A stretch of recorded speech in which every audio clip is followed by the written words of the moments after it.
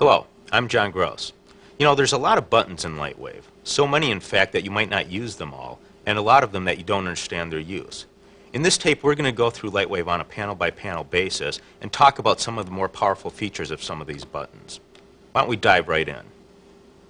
And first thing we're going to do is go into the scene panel, load up a scene called toys.lws. It's located in the games directory in the NewTek CD-ROM.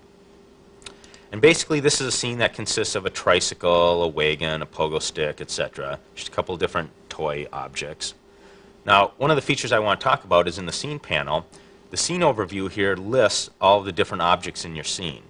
If you click on the areas here, it highlights and selects that object. But the important thing about this is if you click on the object icon or the camera icon located in the farthest leftmost column, you can keep selecting different colors for the wireframes of these objects. For instance, if I'm working on the ball a lot, I might want to change that to a different color. So when I go back to the scene panel, notice that it's highlighted as green. Now remember that the current object is always yellow. So even if I pick this, and I'm using the middle mouse button to select that ball, notice as soon as it's highlighted, it becomes yellow as well. But when it's not highlighted, it will remain in the wireframe colors that I've chosen in the scene overview. There are 8 different colors you can choose from to help you differentiate between your different objects. This makes it really handy to separate out your objects and easy to pick them as well. Also in the scene panel, we have a couple of different items which are really handy. The first frame, last frame values, of course, set up your first frame and last frame in the scene. But one of the things you can do with these is, let's say you have 2 systems, for instance. You can set your first frame value to, say, 50, your last frame value to 1, and your frame step to a negative number, such as -1. What this will do is when you start rendering, you'll start rendering frame 50, and then you'll render frame 49, frame 48, etc. This is handy if you have a couple different machines. You might start one starting at frame 1 rendering up, and another machine at the last frame rendering down, and they'll meet somewhere in the middle. Okay, a couple other items we have here, the shift keys and scale all keys. This is really handy when you've set up a scene. Let's say you've set up an animation and you've designed it to run at 30 frames per second for NTSC video. Well, let's say now that you need to go to film with it, and film is at 24 frames per second. All you have to do, for instance, let's say our scene is 1 to 120, which is a 4-second animation at 30 frames per second. Let's say if we want to change that to 24 frames per second, we can do a scale all keys. This will ask you are you sure you want to do this because it's going to affect all the motions and envelopes. Say yes. I can set a low frame and a high frame value, and I'm going to scale all frames by 0.8. 0.8 is the value to use when you want to go from 30 frames to 24 frames. Hit OK. Notice our last frame immediately changes to 96, and if you multiply 24 by 4, that equals 96. Conversely, if you want to go the opposite way, you've set up a scene at 24 frames per second and you wish to go to 30 frames per second, you can do a scale all keys and choose for your scale frames by value 1.25. That will bump our last frame up to 120, shift everything out so you're at 30 frames per second rate. There's also another value on the interface called frames per second. Now what this does, you may think that this is involved in converting from 30 frames per second to 24 or vice versa, but what it really does is it adjusts the internal timing of Lightwave's texture velocities. For instance, let's say we're in the surfaces panel and we've set up a texture that has a texture velocity. Let's just say we're using a fractal noise texture. And we've set up a texture velocity that is moving at 0.5 units per frame. Since Lightwave uses the metric system, a value of 0.5 means half a meter per frame. At 30 frames per second, that would equal 15 meters per second. So let's say we've set this up, our velocity is 15 meters per second, but now we go and we scale all of our frames so we're down to 24 frames per second. That would mean basically that our textures would be moving too fast. They'd be moving at 15 meters per second, but at 30 frames per second. Okay, so if we go back to the scene panel and input a value of 24 for the frames per second, you're telling Lightwave's internal clock that a second is now 24 frames as opposed to 30. Therefore, your textures will work at the same rate that you are viewing them at 30 frames. There is one little known feature in the frames per second value, and that relates to wireframe playbacks. If we were to generate a wireframe preview, and we'll just do a bounding box, let's make it 60 frames just so it'll go quick. Notice that our frame rate is in values of 30, basically. We have 3, 6, 10, 15, and 30. We also have a 24 just to get the film rate. However, if we are using Lightwave on a PAL system, 30 frames per second doesn't mean a whole lot to us. If we go into the scene panel and change this to 25, which in PAL is 25 frames per second is the video rate, and I go and generate a preview now, do a bounding box again, notice that my frame rate values have been scaled to match the PAL rates. So our upper value is now at 25, and we're cutting down in half. So that's a nice feature of the frames per second. Let's go and we'll just change that back to 30. Again, remember that this doesn't change how fast anything renders or anything like that. This is only to change Lightwave's internal clock, primarily for the texture velocities.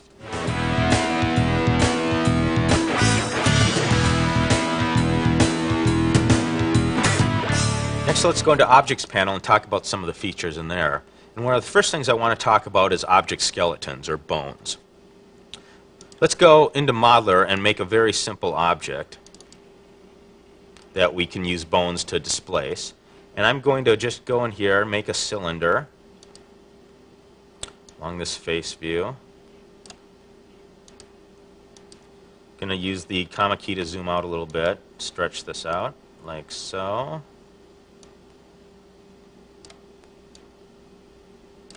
Alright, we'll make it about there, and I'm going to go into the numeric requester and give it a number of segments, let's say 10. Okay, hit enter to make that. Okay, that will work for what we want. I'm just going to save this. Let's go into our NewTek objects directory. And I'm just going to save this as cylinder.lwo. Minimize Modeler, go back into Layout. Let's just clear this scene. Go to the Objects panel and load up our cylinder object. Okay, so we basically have a multi-segmented cylinder. I'm going to add 2 bones to this, so in order to displace it. Let's go to the Objects panel. Cylinder is the current object. Go to Object Skeleton. I'm going to add a bone, and let's hit Continue. Go back to Layout, see where that bone is. I'm going to use the comma key to zoom in a little bit here. I'm in the top view. There's our bone right there. And I'm just going to select Objects, Bones. Okay.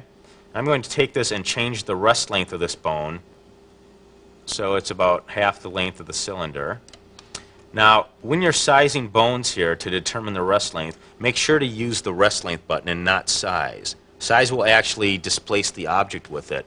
By changing the rest length of the bone, what you're doing is changing the area of influence that that bone exerts. So I'm making this bone this rest length, going to move it, and I'm just going to move it along the z-axis to push it near the front of the cylinder. Once I have this bone in place, I'm going to create a key for it right there. And now a quick keyboard shortcut to get into the Bones panel is just hitting the P key on the keyboard. That will bring up the panel for whatever current item you have selected. And I'm going to add a child bone. Adding the child bone automatically adds a bone that is parented to the first bone and is positioned right at the end of it. So now we have our 2 bones in the scene. This bone, I don't have to go through the setup of parenting it because I've added it as a child. And by the way, the keyboard equivalent for adding a child bone is the equal sign right up here. Some more handy keyboard shortcuts when working with bones, or all items for that matter, are the plus and minus keys on the numeric keypad. Also, you can use the plus and minus keys at the top of the numbers as well. Basically, let's say we wanted to get rid of this bone that is currently selected. I can hit the minus key on the numeric keypad, and that's going to ask me if I want to clear that. This also works the same for objects. If I have an object selected, it will ask me if I want to clear that. All I have to do, I'm going to clear it here, so I'm going to say yes. But instead of clicking on the yes button, I can hit the enter key on the keyboard or the return key. I can also hit the escape key if I want to say no. So let's just hit enter to say yes.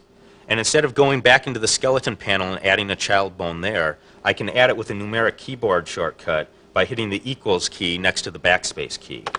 That will add that. Notice it's a child bone because it's positioned at the end of the first bone. I'm going to create a key here by hitting the enter key and then hit enter again to create it. So I've set up my two bones. Now, the first thing we have to do after we've positioned our bones is assign them rest positions. I can either go into the bone panel, I'm going to hit P, and I can select bone active, or from the layout window I can just hit the R button. I'm going to select this first bone. Notice I'm using the middle mouse button to select this, and just hit the R key, and that sets that bone as an active bone. Notice the dotted line turns into a solid line. Let's select the next bone, and because I have bone selected already, I'm just going to use the down arrow to go to the next bone, and hit R to make that one active as well. Now let's go to the side view. Now when I move one of these bones, because they're active, and we're just going to rotate, let's just select pitch, notice that it deforms the object. Okay, well, a couple other things we need to know about this. Let's go back to the bone panel, and we have a couple values here that work really well with bones. Notice we have a rest length value. This was changed interactively when I was changing in layout, but I can also type that in. But the values I have here are scale strength by rest length and strength. By default, bones have a strength of 1. However, if we increase that strength, and I'm going to type in 5 here, and notice what I did there, by the way, I double-clicked on here. That will highlight the whole value, and I can just type in a new value and hit return. Conversely, I can put the cursor just in front of the value and type in a new value and then hit return, and that clears out the old one. Let's put in a value of 5, hit continue. Now when I rotate this bone, notice that the strength is stronger and more of the object is going along with the bone.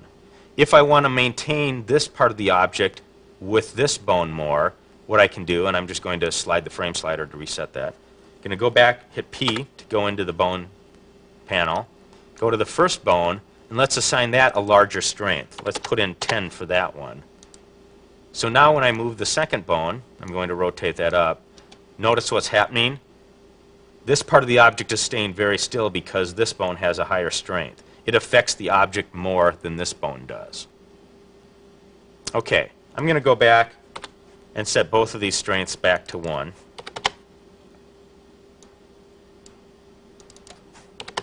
Which is the default. Now we also have a value that says scale strength by rest length. What that means is, let's say for instance that we're going to go ahead and let's pretend that this is an arm, and I want to avoid the pinching that occurs here when the arm is bent up all the way. So what we really need to do is add another bone in here to help define that. So let's just take this bone, change the rest length so it's very small. The smaller the rest length, the less the area of influence of the bone. What I'm going to do is go back to the bone panel and turn on limited range to actually show you what the range of the strength is. By default, limited range is off, which means a bone affects all points of an object. However, if we turn limited range on, bones will only affect the areas that are involved in that range. And again, this is in the metric system, so we have a minimum range value and a maximum. Let's look at the maximum range right here is set to 1. Okay. Notice how the area of influence is kind of spherical shaped. When I change that rest length, notice that the influence range changes as well. The influence range is always kind of a cold capsule shape around the bone. Okay? Now, if I were to leave it like this, when I adjust this, when I rotate the bone, only that area within that influence range is affected. Notice this area out here isn't affected whatsoever by the bone. Okay? Well, since we also have a minimum and maximum range, let's go back into the panel. If we set these values to the same, I'm going to set minimum to 1, maximum to 1 meter. Okay? Notice what happens here. That area of the object goes completely with the bone. And we get this pinching area right here that falls outside of the range. Okay? So let's go back to what I was doing before. I'm going to change the rest length of this bone, make it very tiny, okay, which basically gives us a spherical limited range. I'm going to go back to the bone panel, and I'm going to change the minimum and maximum range values here. Let's make this 0.75. Notice what happened when I changed the maximum range to less than what the minimum was. It automatically went to that as well. Okay, I just want to be just outside the object. Okay, that's looking good. Now I'm going to add a child bone to this bone right here. I'm going to hit the equals key to add the child bone. Now notice the child bone was added, but it's very small. The rest length is very short, just like the parent bone. Okay, this bone is already selected, the one I just added. So I'm going to change the rest length of that and fill that out so it goes to the end, like so. And I'm also going to move it along the z-axis slightly to offset it. Let's change the rest length, get it just like that. I'm going to create a key for it there. Okay.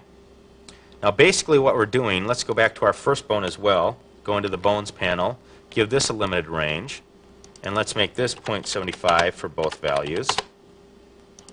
Okay, so everything has the same limited range values, 0.75. Notice we have 3 bones, this one, and we can actually change the rest length of this bone. What I'm trying to do here is get the limited ranges so they just fall into each other. Okay, we have the middle bone. Let's select the end bone. I'm using the middle mouse button to select these. Change the rest length on this and also slide it down a bit. About like so. Okay, let's create a key for that item. Let's create a key for this bone. Create a key for that bone. Okay, so now what we've done is we've set up basically an elbow joint here in the middle that's going to try to maintain that area of the object from pinching like a garden hose. So now when we affect this, let's say this is our forearm, when we rotate this bone up, notice what happens. Okay, we're having some problems here because the limited range area is too small, so not all of the object is falling in that. So I'm just going to take a look at that from the top. Okay. Okay, we see what's happening. Oh, another problem is because I've moved my bones around, I need to reset where they're active at. Because I've moved them and created new keys, but I had them active in another area, Lightwave's assuming that I want to displace the bone. So let's just go through all the bones. Since I've moved them, I'm going to hit the R key to set up the new rest position. Oh, go back to the bones. Bone 1, bone 2, R. Bone 3, hit R. Okay, now I've set up new rest positions. So what that means is anytime the bones are moved from these new positions, Lightwave is going to deform the object. Now when we rotate, okay, this is getting to be more of what we want. Notice this area in the middle is staying still. However, this area isn't quite right. So if we were actually doing this and this was an arm, what we might do is not only rotate this up, pitch this up, we might actually move it along the y-axis as well, something like that. Okay, so we're trying to maintain that middle area and keeping it from pinching. Okay.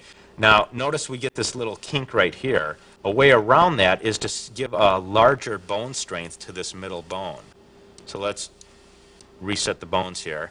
If we select that bone, remember all my strengths are set to 1. Okay? Well, this one I can make larger. Let's make this 5. That's saying that this bone in the middle is having more influence over these points than this bone will, because both of these bones exert influence over the points that are shared in this area.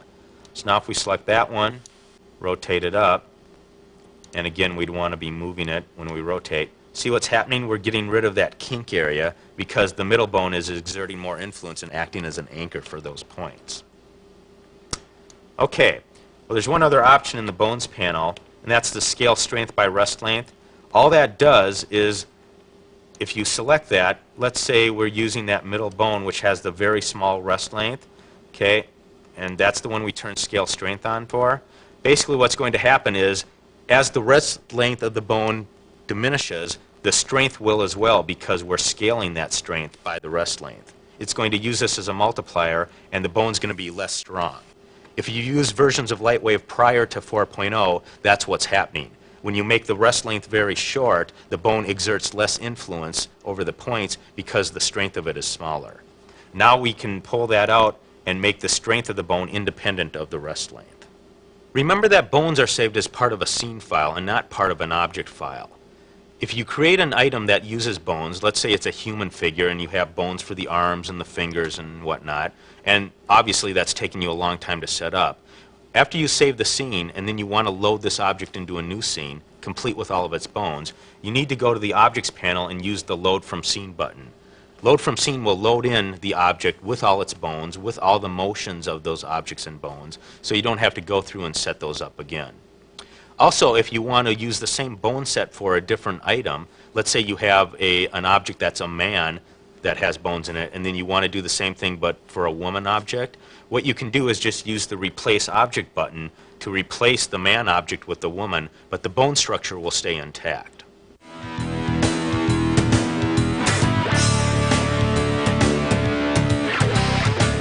Next, let's talk about multiple morph targets.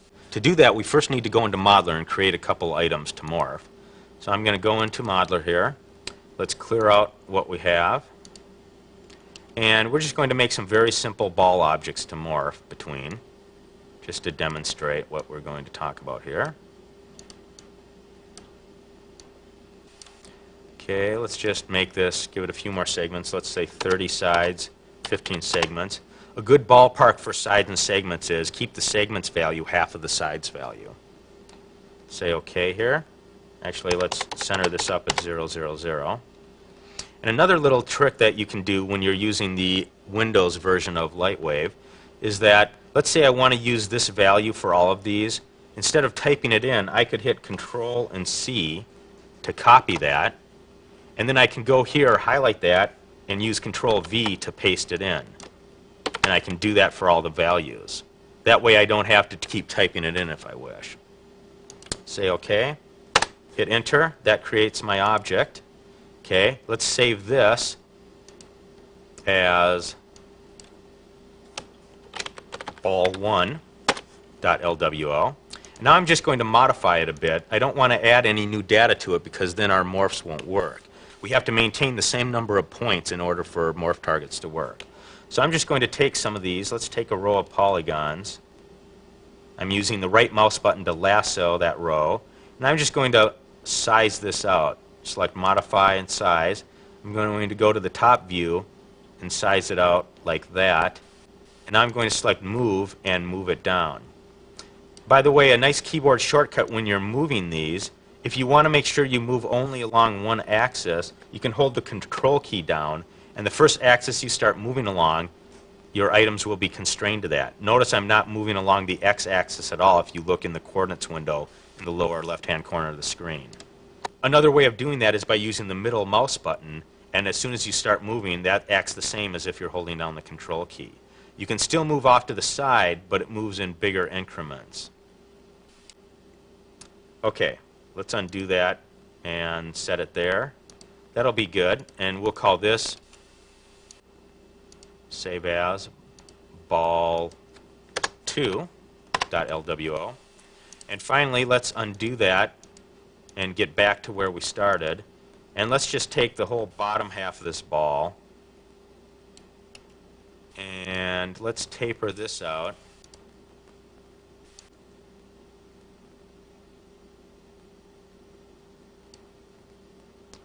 And let's also stretch it. And I'm going to stretch from this area right here, stretch downwards. Okay, that'll be good enough for our third object. Object, save as, ball number 3. Okay, all we did was modify these objects so they maintain the same number of points. That way they'll morph seamlessly. Let's get out of Modeler, go back into Lightwave, and let's load up these 3 objects. I'm going to click on Load Object, load ball 1, ball 2, and ball 3.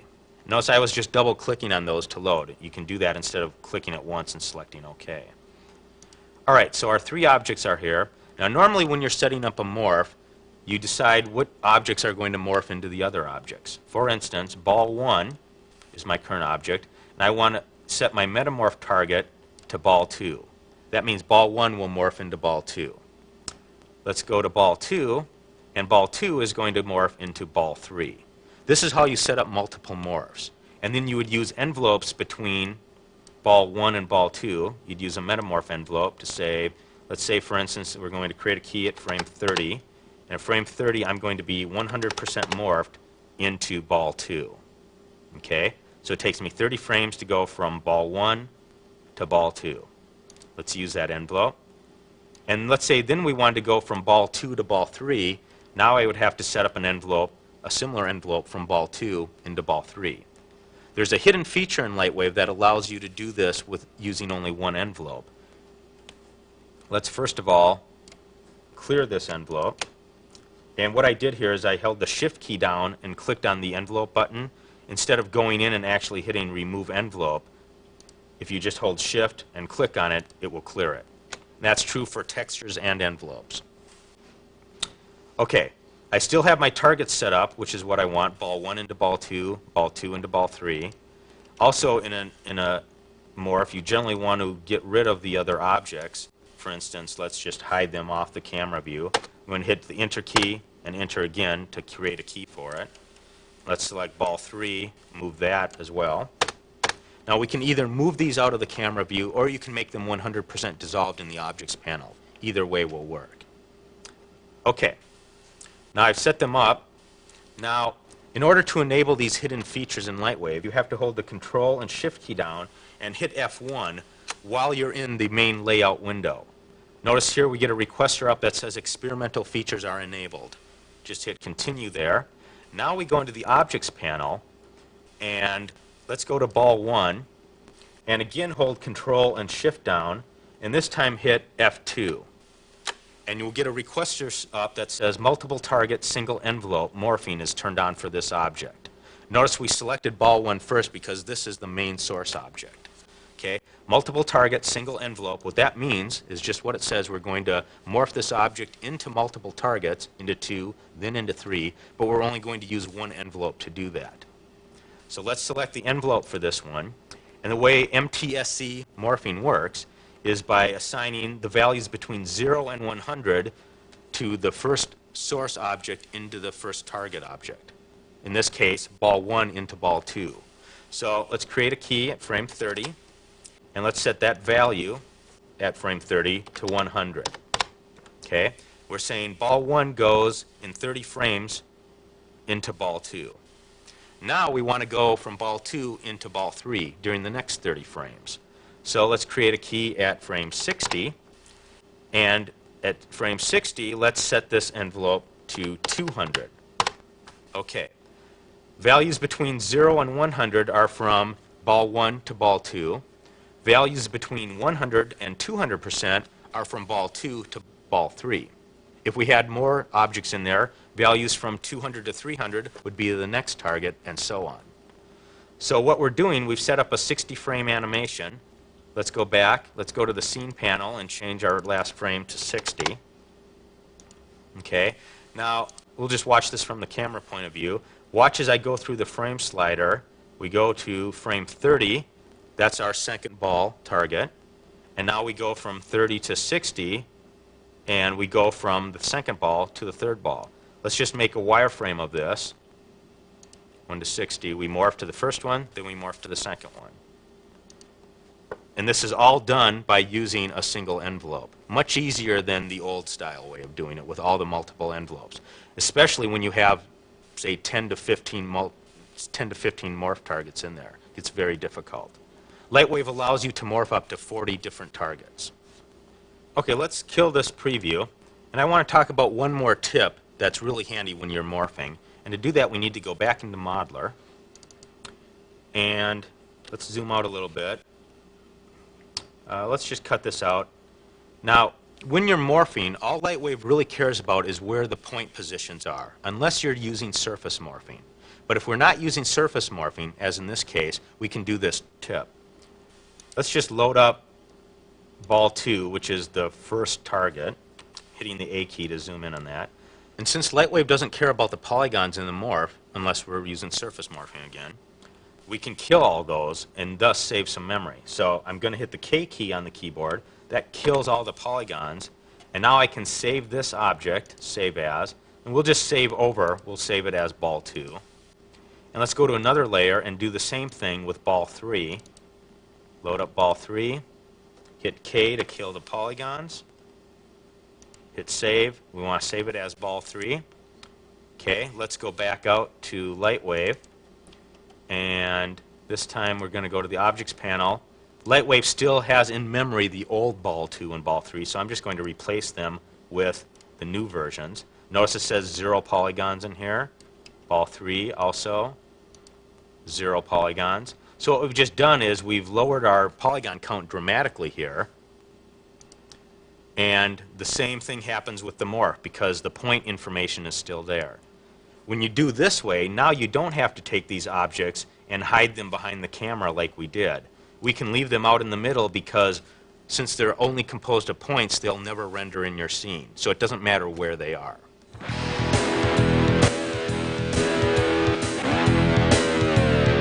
Let's talk about a few more of the features in the Objects panel. I'm going to first load an object that I have on my zip drive here. Go to Objects and Stars. This is an object called starhalf.lwo. This is an object we use all the time in Star Trek Voyager.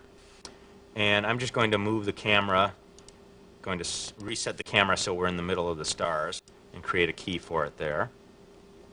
Now, in the Objects panel, we have down here particle line size. We have 4 choices: automatic, small, medium, or large.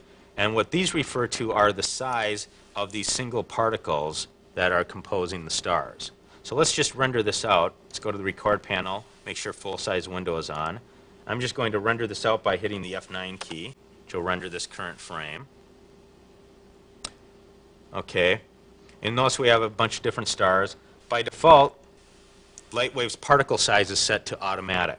What this means, I'm hitting a mouse key to clear that. What this means is if you are in medium resolution, Lightwave will make a particle size of a 3 by 3 pixel array.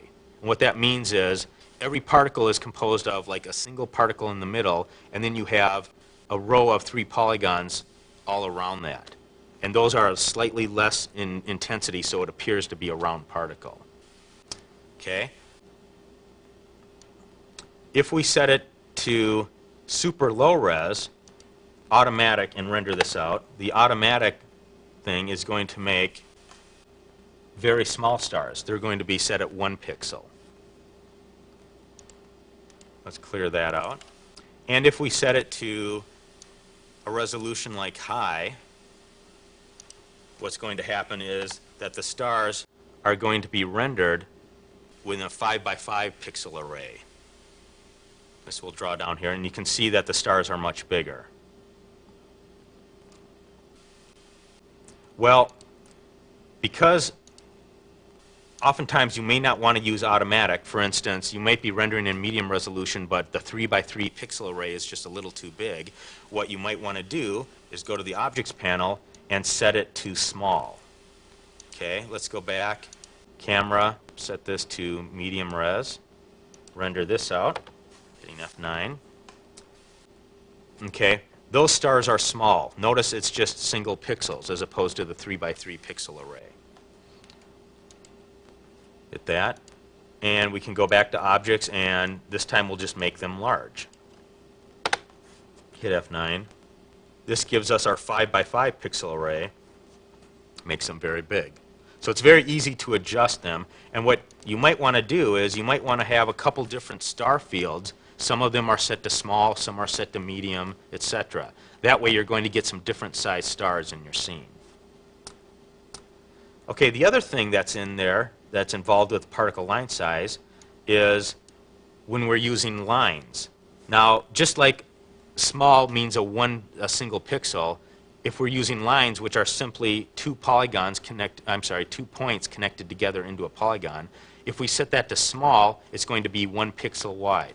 If we set it to medium, it's going to be 3 pixels wide, and if we set it to large, it's going to be 5 pixels wide.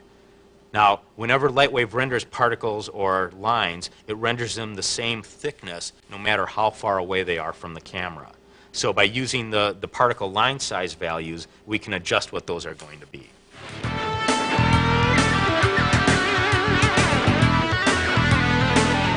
Let's talk about another hidden feature in Lightwave, and that's cell look edges.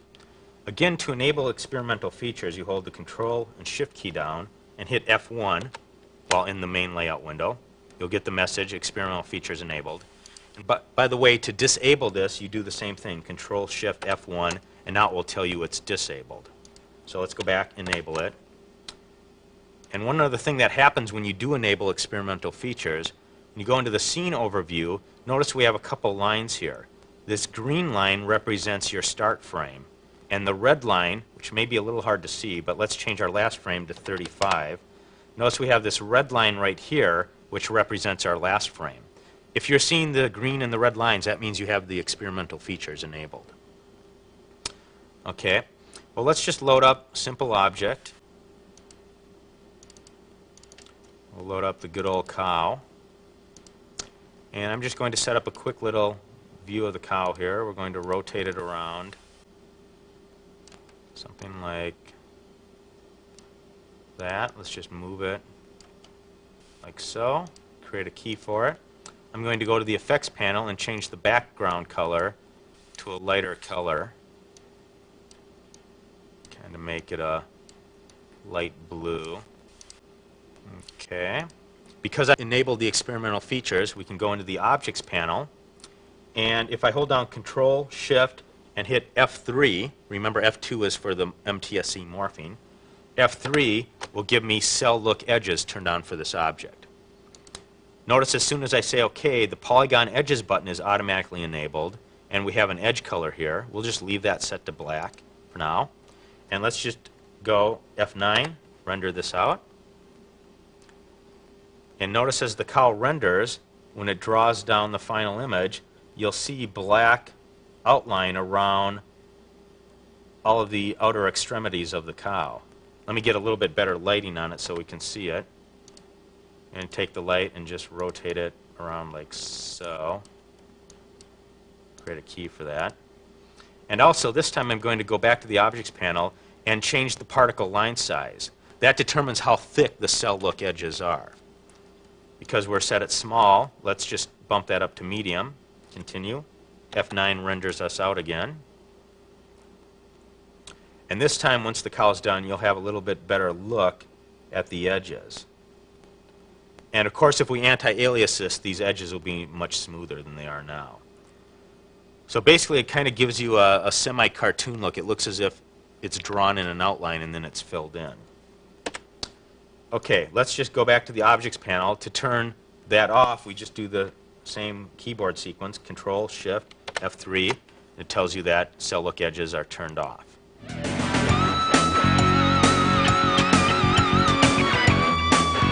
Okay, just a couple other things to talk about in the bottom of the Objects panel, and those are unseen by rays and unaffected by fog. These are both really useful when setting up, for instance, a front projection scene. Unseen by rays basically tells you, and let's just clear our scene, and let's load up a couple objects. And let's just load a ball and something to reflect that ball off of. We'll load this flat plane object. Okay. Let's set this up so our ball is there. Create a key for it. From the top view, want to make sure it's in front. Okay. The flat plane is good. Let's go to the surfaces. For the plane is using the surface name default. I'm just going to turn double-sided on because I'm not sure which way that surface normal of the plane is, and I want to make sure I see it. And I'm also going to make it reflective. We'll just make it about 90% reflective. And in the reflection options, I want to make sure I ray trace and backdrop. That's fine. Let's go to the effects panel, make our backdrop a lighter color. Okay. And the other thing, surfaces, for that, normally if you want a really good reflection, you want to turn your diffuse values down. So I'm going to drop that down to about 35%. Okay, go to the camera panel, turn on trace reflection in order to see that. And now let's hit F9. I'm also going to go to the camera panel. Let's bump our segment memory up so we only render in one segment. Move the camera over a little bit. and rotate it like so. And while we're at it, let's give the ball a good surface because it's pretty plain. Let's make it somewhat blue. And we'll give it a fractal noise pattern. Let's just make the texture size 0.25. And yeah, we'll use that. See what that looks like. We'll render a surface sample. Okay, that's good enough. Make it a little luminous so we can see it. All right. Again, hit F9 to render this out. Okay, there we see the reflection in the plane. Looks like what we'd expect. All right, now if we clear that out, go to the Objects panel, and for the ball object, we want to say Unseen by Rays. What that will do is now when we render it, what happens is the reflection of the ball does not show up in the other object. We can still reflect objects in the ball if we wanted, if the ball had some degree of reflectivity. But what we're saying is this is unseen by any of the rays. Therefore, it won't show up in reflections. Okay? Now note that that doesn't change the shadow options. The shadow options are separate. So I could still decide that I'm not going to receive a shadow of this ball by simply turning those off. The ball wouldn't cast a shadow, receive it, or self-shadow. And finally, unaffected by fog does exactly what you'd think it would do. You may have a fog in here. And let's just use the same objects. Go to the top view. My grid here is 2 meters, so 2, 4, 6, 8, 10. Okay, the reflection plane is about 10 meters away from the camera. So if I go to the effects panel, turn on fog, and let's make the maximum fog distance 10 meters. Now go to the options panel to turn on the fog radius. Okay. Notice that the reflection plane falls just outside of that. Things like the fog radius, show safe areas, and other features in the options panel are saved as part of the scene file. So next time you load up the scene, they'll be on if you left them on. Okay, our fog radius is correct. Let's go to the effects panel and let's just decide to use backdrop fog. That's going to blend the objects into the background color. Back to our camera. Let's just render this out to see what it looks like. Okay, notice that everything is fading into fog and the plane is totally invisible because it falls outside of the fog area and I'm using the maximum fog of 100%. So it falls behind it. But let's say I wanted that plane to show up. Let's get out of this, go to the objects panel, flat plane, and let's say unaffected by fog. Hit continue, render this out again. This time the plane is totally ignored in the fog value calculations and it shows up 100%. This is really useful when you're doing things like stars. You might have a huge star field out there, but you still might be using fog. Let's say you're looking on edge at a planet along the horizon. You might want to fade that off into fog to create an atmospheric effect. But the stars that fall outside of the fog area, you don't want those to be fading in the fog. Turning unaffected by fog for the stars will prevent that from happening.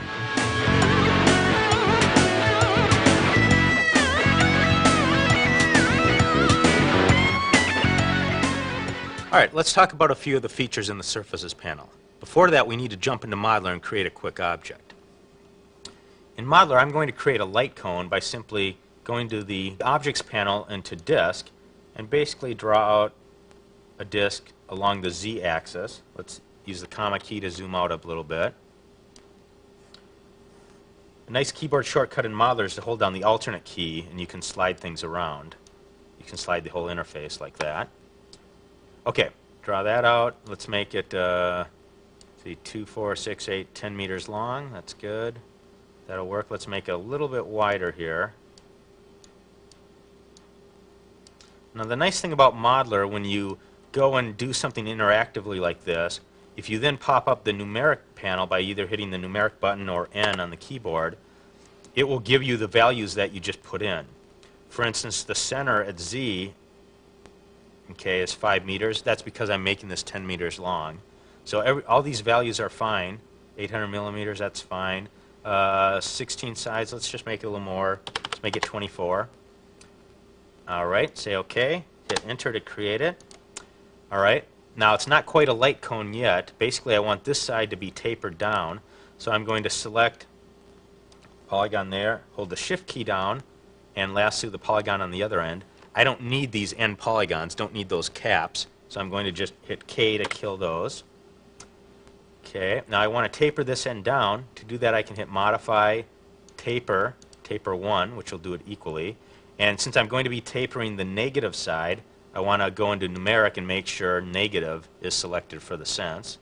Say Keep, and now go right into the center of it here and taper that down. Okay, why didn't I just use a cone instead of a disc for this? The problem is with a cone is that the end of it is a single point, which doesn't always shade properly when rendered in layout. By using a disc that's tapered at the end, you'll assure that it's shading properly.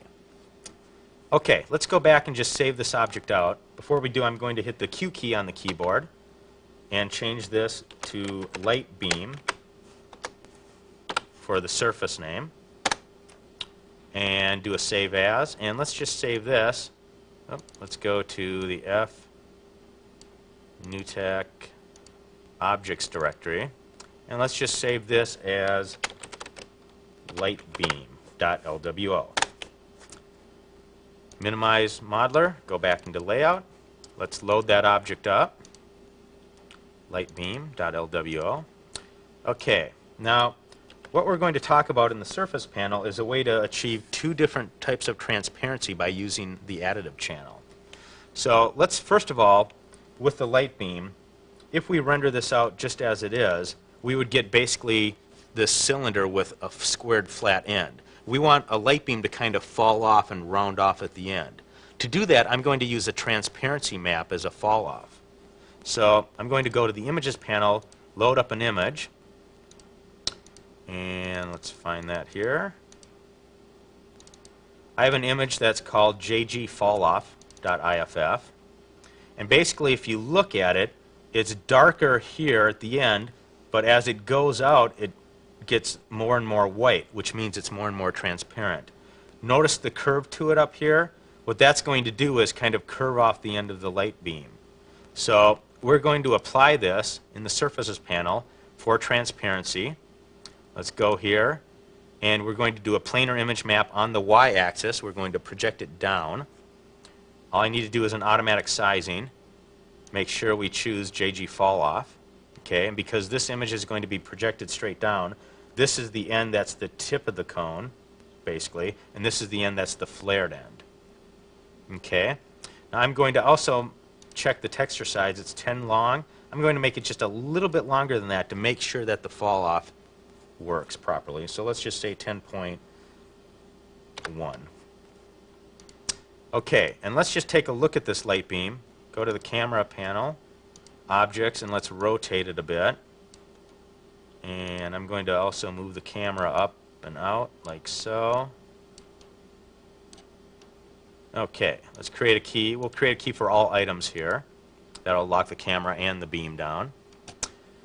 And let's also look at our surfaces. We'll turn smoothing on. Let's give it a slightly bluish color.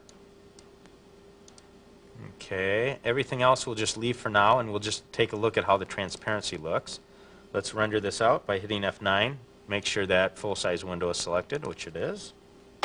F9 renders it out. Draws in our light beam. Okay, and you can see what's kind of happening. One of the problems is we need to turn luminosity on in order, because light beams are generally fairly luminous. Let's do a little surface sample on that. Okay. Notice my surface sample is looking a little strange because I have this fall-off brush. Okay, so let's just try rendering this out. Okay, that works a little bit better. But notice the problem here is that we have this solid object. Okay? Generally what you will want for a light beam is, let's make it double-sided. We'll leave it slightly blue. Let's make it a little bit brighter. Okay? Now chances are we're going to add a little bit of fractal noise to this. So all we have to do is let's go into the surface panel and let's make this fractal noise. The value I was using was blue, so we'll come out a little bit around that.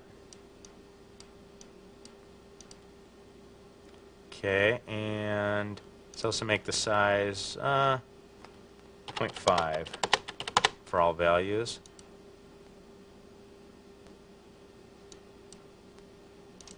Okay, render this out again. This should look a little closer to what our light beam. Normally we'd use some degree of transparency, but remember we're using the transparency fall-off map to get the beam to fade off at the very end of it. So how can we add some transparency in here because we're already using the transparency channel? That's where additive comes in.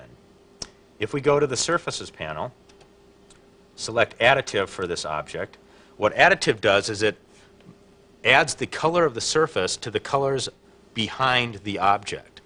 Because in this case our background is black, it's going to add the surface color to the black, and in this case the surface color, let's say it's 200, 200, 200. 200, 200, 200 plus 0, 0, 0 black is 200, 200, 200. But what if we change the surface values now? Let's give some diffuse values to it, and let's just again use fractal noise. Texture size of 0.25 for all values. Okay, but the texture value is going to be 0. Where the diffuse is 0, the object will go towards black. Okay. Now we're going to have a little problem with that because we have luminosity in there. So what we might actually do is use the same fractal pattern in that luminosity channel. So we can remember what that is. Fractal noise. Texture size is 0.25 for all three. And let's go to 0 here as well. Okay. Let's try rendering this out, see what we have. We might have to adjust our values. Oh, that's working fairly well. This would be as if we were moving the light beam through a cloudy or smoky room. Notice we're getting some more transparency levels in there, and that's because we're using additive. Here it's very solid at the base where we would expect it to be, and probably we'd put a lens flare down here to represent the actual light. But notice up here it's kind of it's fading off to transparency because of the map, but also we have these transparency values throughout it. And if we go and we change the background colors, you'll notice the same thing works. Let's just make the background kind of a bluish color. F9 to render that out. We get the same exact effect. It's just that where the surface becomes black, that's added to the background. So the surface value of black, 0, 0, 0. And those are the areas where the luminosity is 0 and the diffuse level is 0 in the fractal pattern. That 0, 0, 0 is added to the background colors, which are, in this case, blue, and that means the surface color of the object equals blue. If we had another object placed behind this, let's just load up a simple object here. We'll load up this ball object. Okay, and let's take this and move it so we're located behind. Let's make sure we're behind here. We'll size it out a bit so we can see it. Move it like so.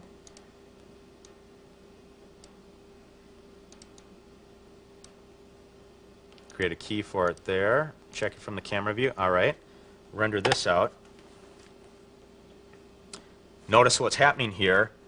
Because the light beam is additive, anything behind it, not just the background, is being added to it, which gives us this second level of transparency. So additive is really useful when you're doing things like light beams, rocket flares, etc. It helps to give you an extra level of transparency without using up your transparency channel.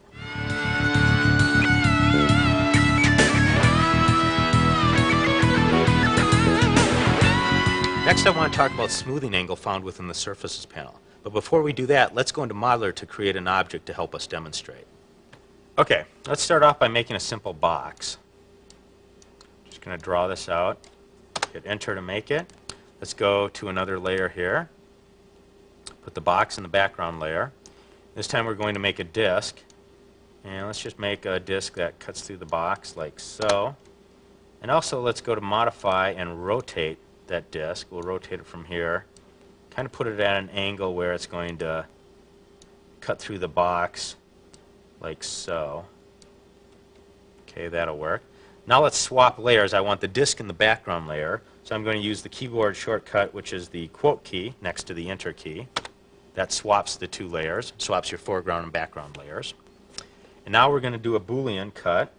Actually, let's swap the layers back, and let's rotate this a little more. Put it at maybe an angle like so.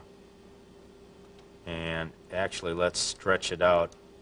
So we're getting kind of a weird shape here is what I'm trying to achieve. That's going to cut through the box. Okay, that'll work. Swap layers. Let's go to the Tools menu, and we can hit Boolean. Subtract is already selected, so let's subtract that out. Okay. I'm going to hit the D button to bring up the display options. Select Solid. Okay, that's what our object looks like. Let's just do another Boolean cut in it. Let's go to another layer, put the box in the background, make a ball this time.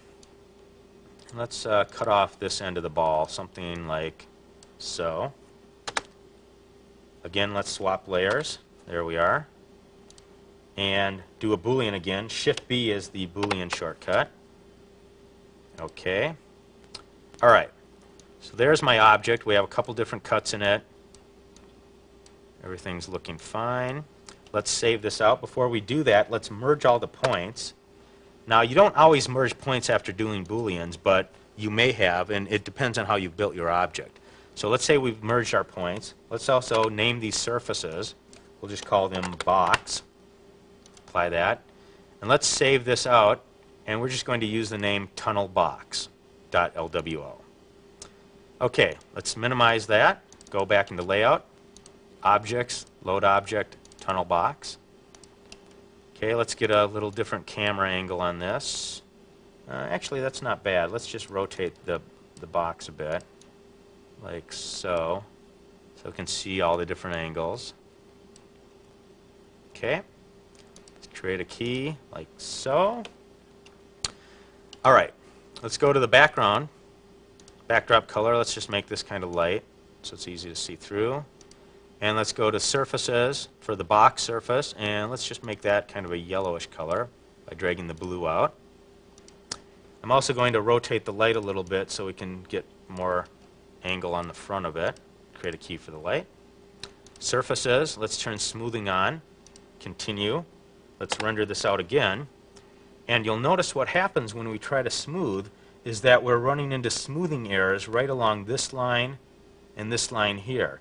This object is not smoothing properly. And the reason for that is because of the angle that this was cut out at, and because we merged the points, these edge points all along here are shared between the flat face on the front of the box and the angled tunnel along the sides. Also along here, these points right along that edge are shared between the curved inner part here and the flat face of the box.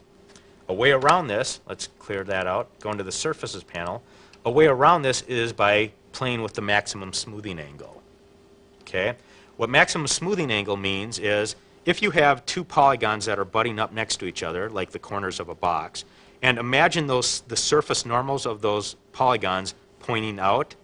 Now project those normals back into where they intersect. Okay? At that point, if it was the edge of a box, those normals would intersect at a 90-degree angle. With my smoothing angle set to 89.5 degrees, that means any angles greater than 89.5 are not going to be smoothed. It only smooths up to a maximum of 89.5 degrees. What that means is we're going to have sharp cornered edges on that box. If I were to adjust the smoothing angle up to, say, 95 degrees on the box, because that is greater than my 90-degree angle, it's going to try to smooth across the corners of the box, which isn't accurate. That's why the smoothing angle defaults to 89.5. But what happens in this case, let's render this back out so we can see what we're looking at. Set our smoothing angle back to 89.5, the default, and hit F9. What happens in this case is that because the angle of the tunnel through the box intersects at the edge of the box in less than 89.5 degrees, okay, remember project those surface normals back, the inside of the tunnel goes like this, the box face goes like this angle here is less than 89.5, Lightwave tries to smooth that. And in this case, it's erroneous. So let's get out of here, and all we have to do to take care of this is adjust the smoothing angle down. Let's try an angle of, say, 45 degrees. Render this out. And sometimes this is a little bit trial and error. Okay? For instance, everything up here looks pretty good, but notice this line right here. Okay? That's a problem. So we're going to lower the smoothing angle even further. Let's try 30 degrees. Render this out. Okay, that's taken care of it. But you'll notice in here, everything in the tunnel looks fine, the front face looks fine, but notice what's happening in here? These polygons are more than 30 degrees, and what's happening is it's not smoothing, because the smoothing angle is only set to a maximum of 30 degrees in this case. So you can see it's a little trial and error. We might have to go up to 35 or so to cover the whole thing. Okay? So that's maximum smoothing angle, and that's really useful when you've done things like Boolean cuts and you're getting these little puckers around the edges where you've cut. Try lowering the maximum smoothing angle to take care of that.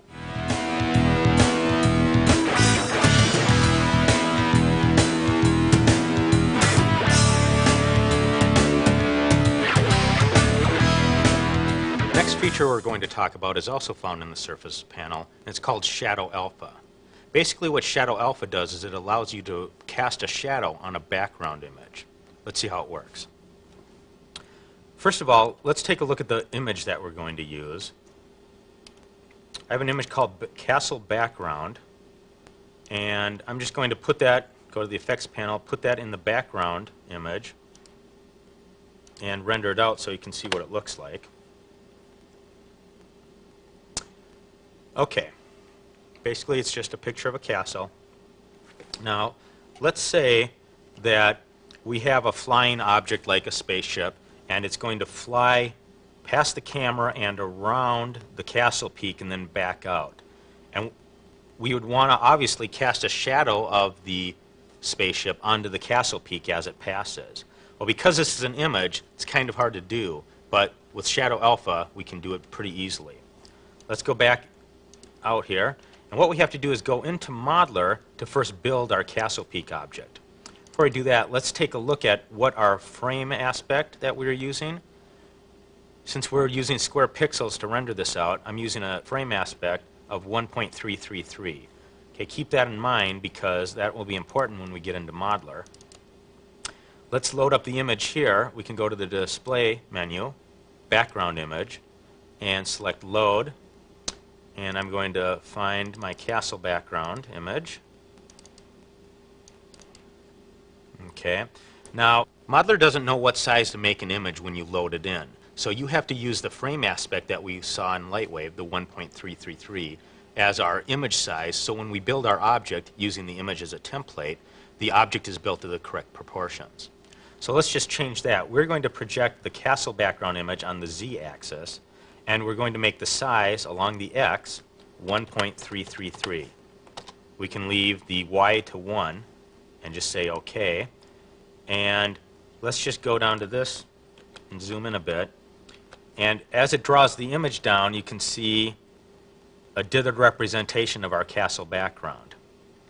Okay, this will work pretty good. What we're going to do is we're going to put our cursor right over the castle peak, hit the G key. That stands for go to center. That's going to put that area in the center. And I'm going to use the period key to zoom in. I'm going to zoom in a few times to get the castle peak centered up in the frame. We'll just wait for the image to redraw here. Okay, there we see our castle peak. So now what I'm going to do is make an object that is the basic shape of the castle peak in order to cast a shadow upon.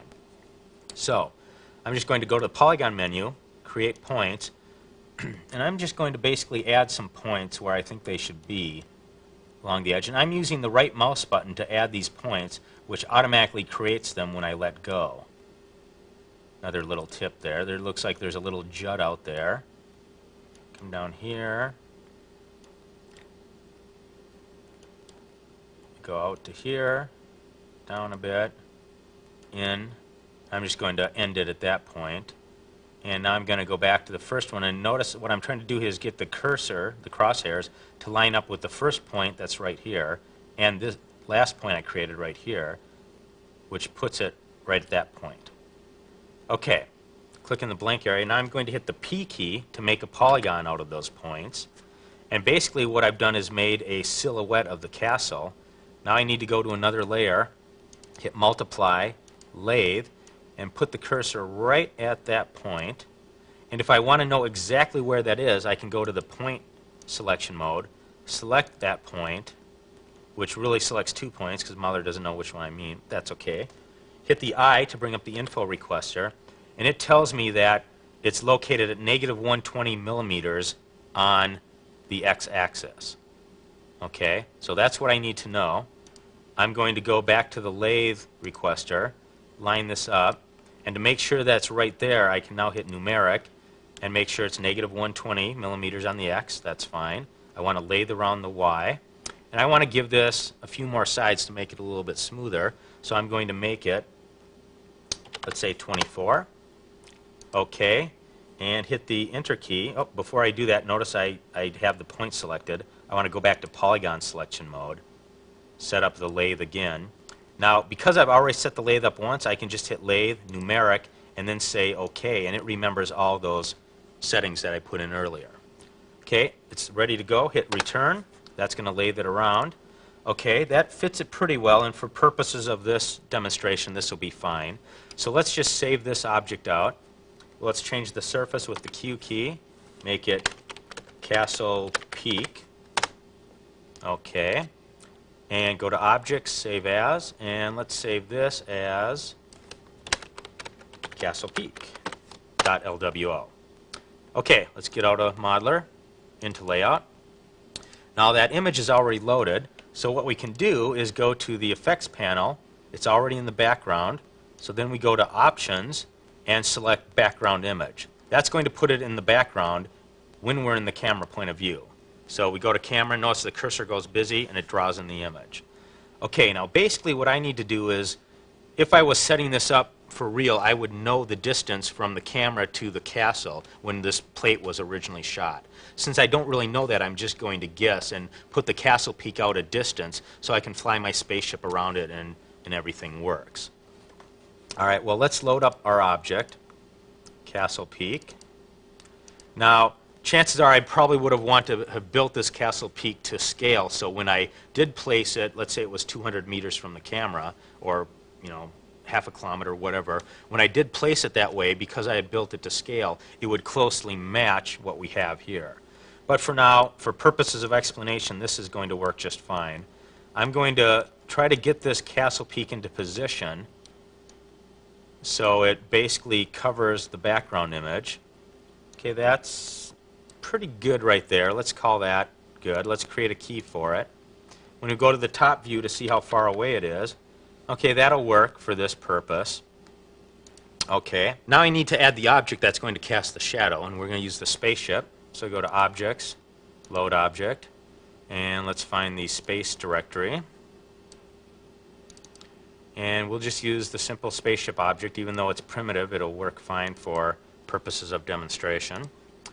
Okay, now I know that because I didn't build the Castle Peak to scale, the spaceship object is huge compared, or actually the Castle Peak object is tiny compared to the spaceship object.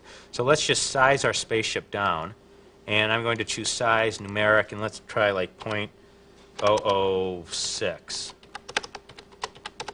Might have to adjust this, but now let's move it. Get it close to the peak. I'm going to hit center to center the display on the spaceship, zoom in. Okay, that actually works pretty well. Now we want to move it up a bit.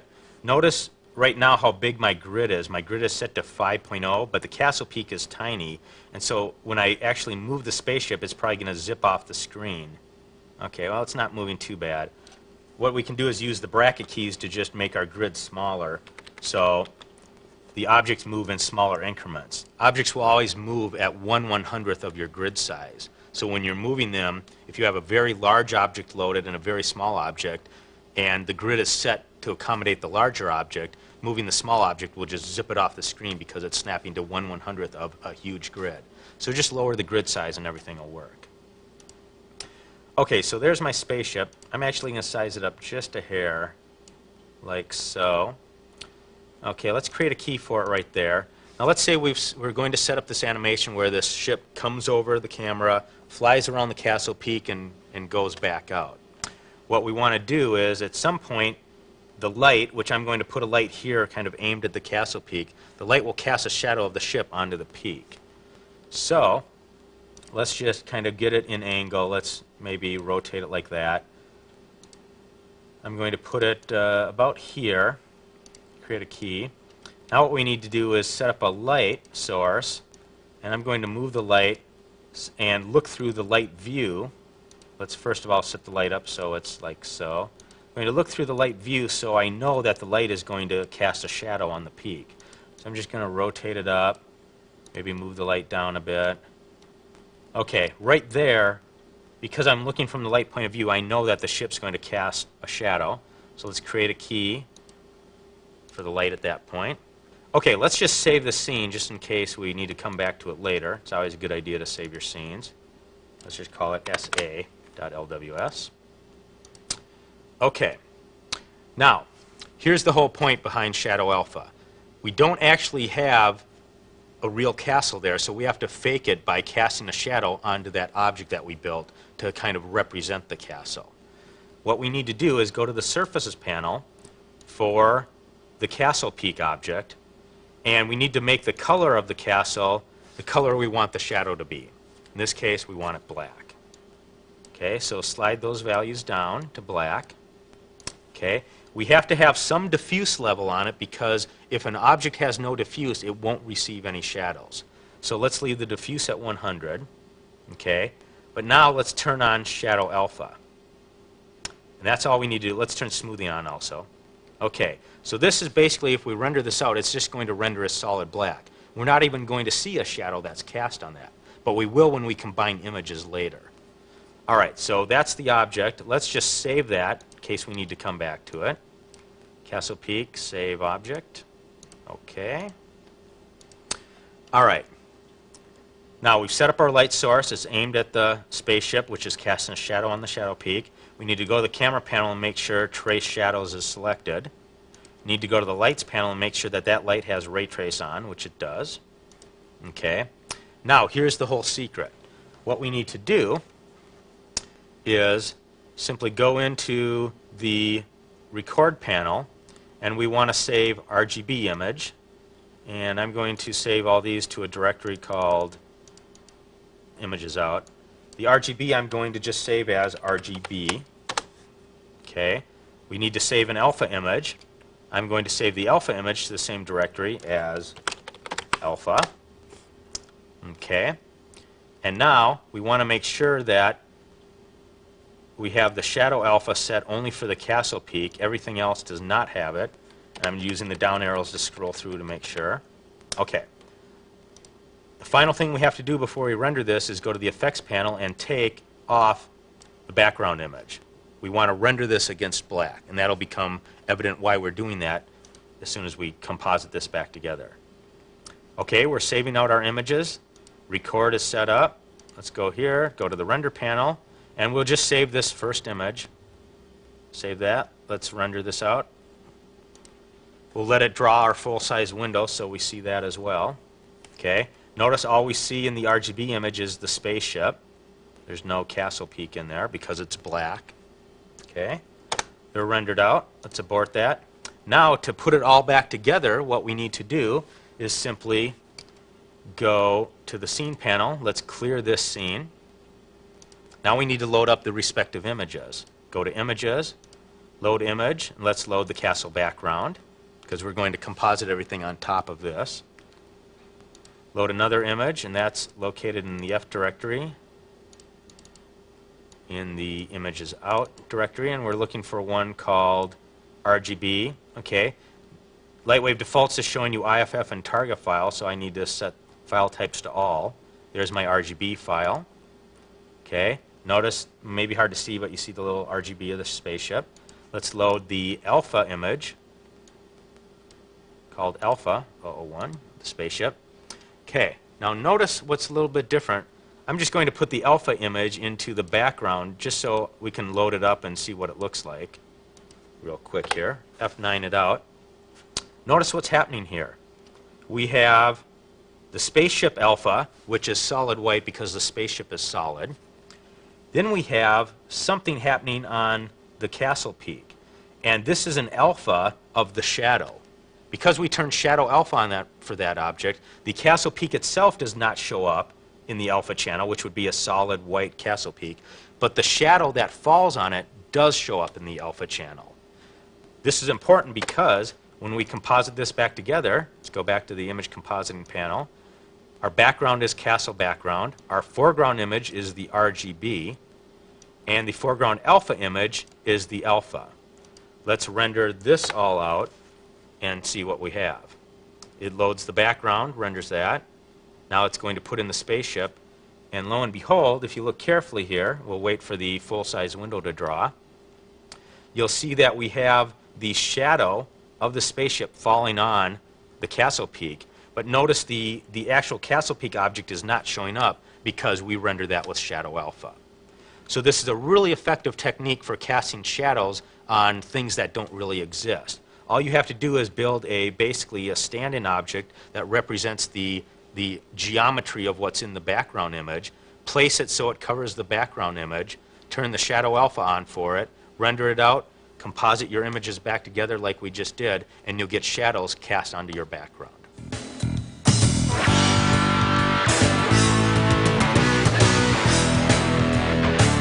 Next, I want to talk about a few nice features found in the Images panel. One of the best things about Lightwave is it allows you to use image sequences, which is great for mapping moving video, for instance, onto televisions, or explosion sequences onto explosion spheres that appear in your scenes when things blow up. So what we're going to do is load up a sequence, and I'm just going to go to my PVR disk and load up one called JG logo, which is basically the New Tech World Premiere logo with John Gross substituted in instead. And with Lightwave, all you have to do is select one of the images in the sequence. You don't have to delete anything out here. Just say OK, and Lightwave is automatically going to determine the number of sequence digits and the extension, if any. And notice that the sequence here is called JGLO, okay? Because when I loaded that up, that's what I named it, JGLO 001, 0002, etc. Okay, so it finds that, that's my sequence name. It automatically tells me the number of digits and everything. Now, that's the sequence I'm going to use. And let's just see how many frames are in here, just out of curiosity's sake. Okay, there's 150. All right. Now, let's say we want to have multiple objects in the same scene that use that sequence. Normally, how you'd have to do this is save your object with the sequence on it, and then save another object with the sequence but named something differently. The sequence would have to be named something differently, so you could use different offsets. For instance, let's say you have a wall of video monitors, but you want the same sequence to be offset 10 frames on every monitor. Basically, what you'd have to do is create the same sequence 10 different times using a different name, because Lightwave is going to try to use that same sequence for all objects. It's going to try to use the same offset, if you will, for all objects. Okay, this will become a little bit more apparent as soon as I load up a couple objects here. Let's first of all load an object, and we're just going to use a flat plane, if I can find one here. Let's use the 133 plane. Okay, this is just a flat plane, and what we can do is go to the Surfaces panel for that plane. It uses the name default for the surface, and we can map, as a planar image map, the JG logo sequence on there. I'm going to choose automatic sizing. And I want to map it on the Z-axis. Okay, so now if I come out here and let's go to frame 24, hit F9, it's going to load frame 24 of the image sequence onto that plane and map it, like so. Okay, let's get out of that. Just to make things easier, see, I'm going to change the background to a lighter color. Okay, so this is, let's say this is our first television monitor. We're going to put it up here, create a key at frame 0 for it. And now what happens when I render out frame 100, for instance, it's going to look for frame 100 of the image sequence and map that on. That is, unless I'm using a frame offset. Frame offset is simply added to the frame number you're rendering to determine which image of the sequence is used. For instance, if I have a frame offset of 50, and I go and I render frame 25, it will take the offset of 50, add that to 25, that gives us 75. And so for this image, it's going to use image 75 of the sequence. Okay? Well, so let's say we had a number of different monitors and everyone's off 10 frames. So the first one has no frame offset, the next one has a frame offset of 10, the next one a frame offset of 20, next one a frame offset of 30. Okay? The problem is because I'm using the same surface name and I'm using the same image sequence, it's going to go through and it's going to use the exact same offset of all the objects. Let me demonstrate. I'm going to save this object. It uses a frame offset of the image. Okay. Frame offset, by the way, is saved as part of the object file, not part of the image file. So here's where we run into the problem. Let's give that a frame offset of 0. Let's save that object out and say OK to that. OK. Now, let's just say we're going to load up that same object again. Okay, 133 plane. The second one I'm going to move off here, put up in this corner, like so. Create a key at frame 0. Okay, that uses the same image sequence. Okay, and it uses the same offset. Well, I want to give this second one an offset of 10 frames. So let's go there, type in 10. Okay, you can imagine what our problem is. This one's using an offset of 10. Let's go back to images. There's only one sequence there. It's only using the frame offset of this last object. Okay, I need to offset them all but use the same sequence. Okay, well, if I save this object out, object, let's save this. Okay, we're going to call this 133 plane 2. Okay, so that uses an offset of 10. The first one used an offset of 0, but I've lost that because I'm using the same sequence. Here's how we get around that. First of all, let's clear this object out. I'm going to hit the minus key, clear the object from the scene, hit enter to say yes. Going to go back to this one, and we're going to change JGLO. Okay, we're fine there. Let's go to surfaces and change the name of this surface, rename it to plane number 1. Okay. Object. Remember, it uses just this one sequence. It's the only one we have loaded. And let's set this offset at 0. Okay. Go to Objects. Going to save this object. And this is going to be 133 plane 1. Number 1. Okay. Now, let's do this. Let's load up the second object. Load object. We're going to load the 133 plane again, which is the original object. Go to that. Let's just move it into position.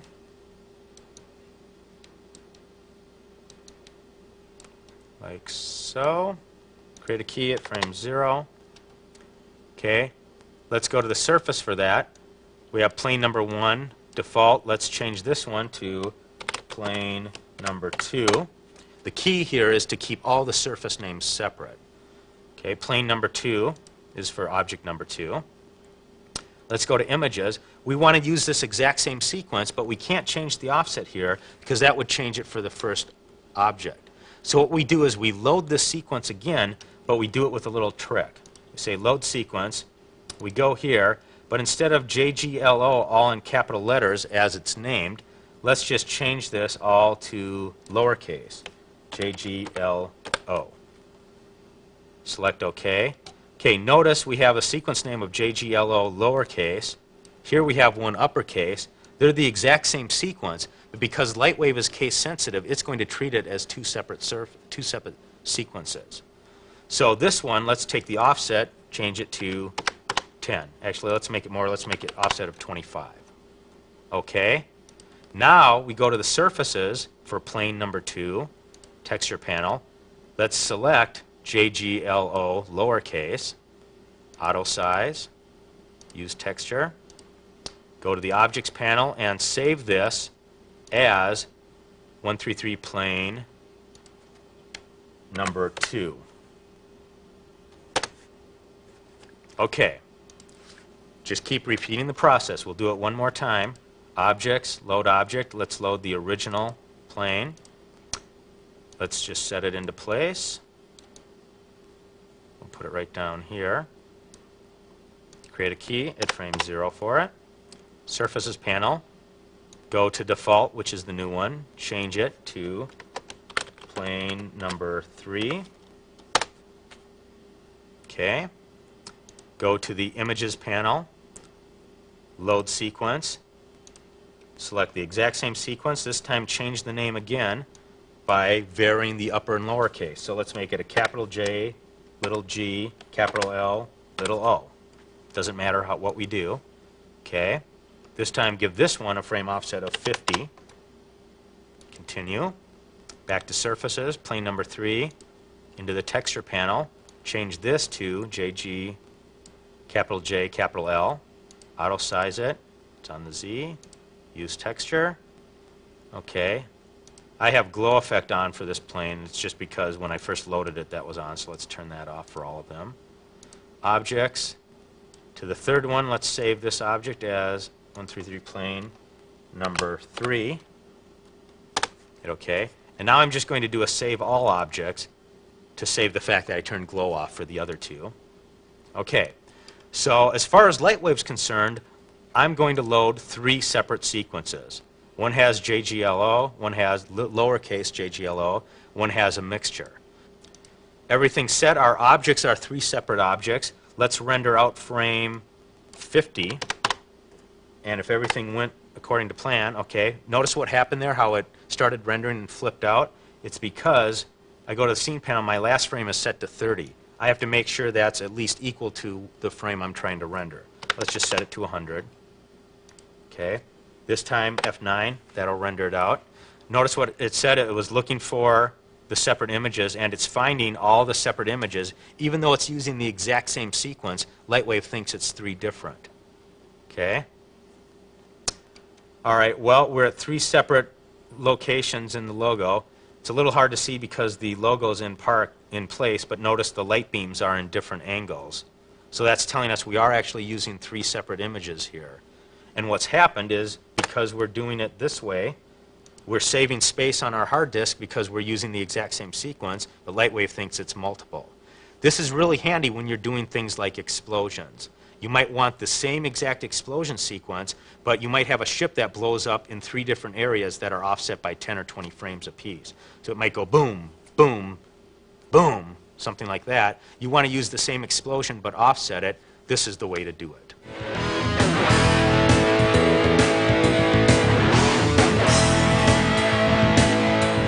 Next, we're going to go into the lights panel and talk about some of the features there. First of all, let's say we're going to add a bunch of lens flares. I'm going to take the light that we have now, let's just make it a point light, lens flare options. And let's just make it an intensity of, we'll say about 75%. Let's put on a couple options, central glow. That's good enough. Let's leave that. Let's take this and let's take this light from the camera point of view. Let's just move this out here. Create a key for it at frame 0. Going to render this out by hitting F9. See what it looks like. Okay. That'll work. Okay, so there's my flare. Now let's say we have a lot of these, so I'm just going to go through the lights panel and I'm going to clone this. Oh, let's say 20 times. Okay, that gives me 21 lights. By the way, you can have up to 1,000 lights in a Lightwave scene. And let's just go through and move some of these about. We'll just go down the list by using the left, and I'm going to kind of fly through the keyboard shortcuts here. I'm going to use the down arrow key to just select the next light, and then I'm going to have move selected and just move a light off and hit enter, and enter again to create a key. And we'll just keep doing that for a number of different lights.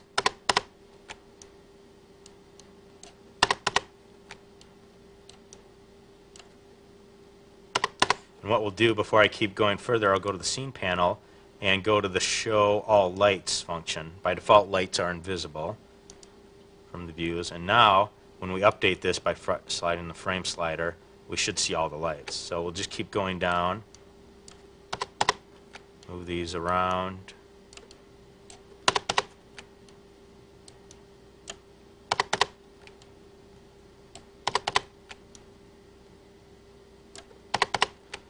And all I'm doing is going through, setting them up in a number of different places.